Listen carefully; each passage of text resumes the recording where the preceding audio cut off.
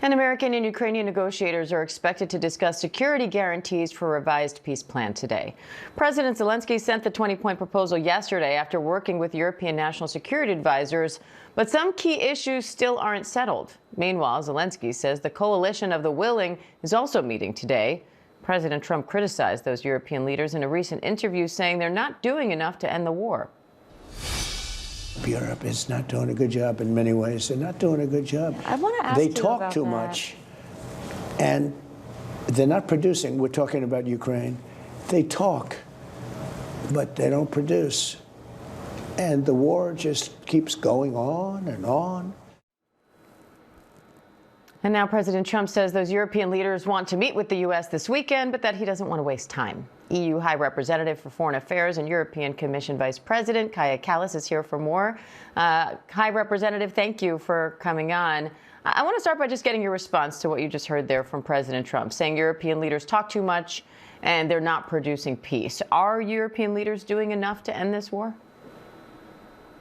Well, we are doing a lot to end this war because, of course, putting the pressure on Ukraine to surrender would be an easy way, but then the peace would not be sustainable. And that's why we are working on really putting the pressure on the aggressor, because it's rarely so clear case that it is in Ukraine. There's one aggressor and one victim. If we want to prevent also future wars, we need to have concessions from the aggressor, not the victim. And that's why, we are doing the sanctions. We are doing also a lot to boost our own defense. But we all need to do more because the war is still going on. What's the best case outcome for Ukraine in these negotiations? And what do you think it'll take to get there? Well, the best case outcome would be that Russia is pushed back and withdraws its forces from the Ukrainian territory. That would be, the best outcome.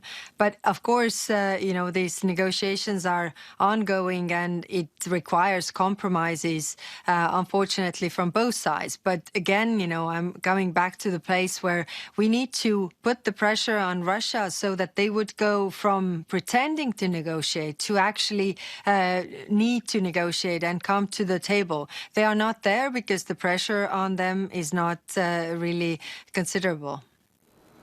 The Trump administration's new national security strategy accuses some European nations of, quote, trampling on basic principles of democracy to suppress oppositions, and it calls for cultivating internal resistance to Europe's current trajectory. What's your response to that, and how does this strategy shift change how Europe works with the U.S.?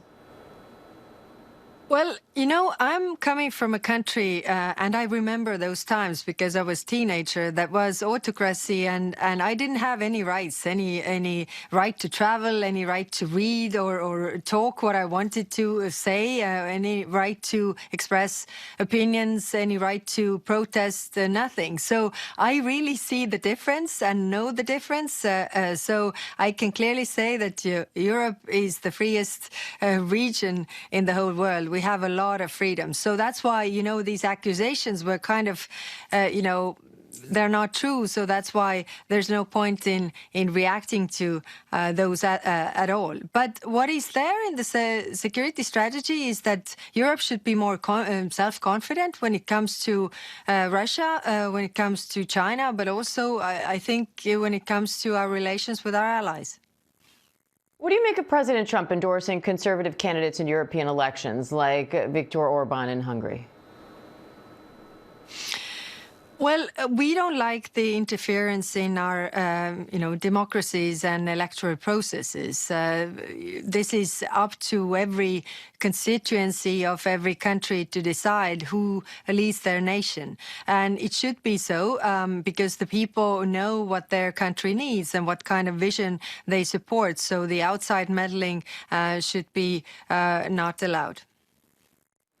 Trump's national security strategy also warns of what it calls civilization erasure in Europe, saying some European nations will become majority non-European within a few decades. Should Europe do more to address immigration?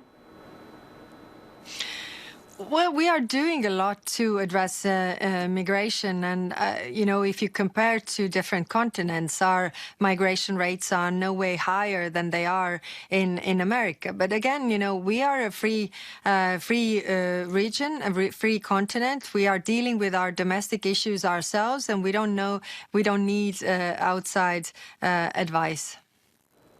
All right, EU High Representative for Foreign Affairs and European Commission, Vice President Kaja Kallas, we appreciate your time today. Thank you. Thank you.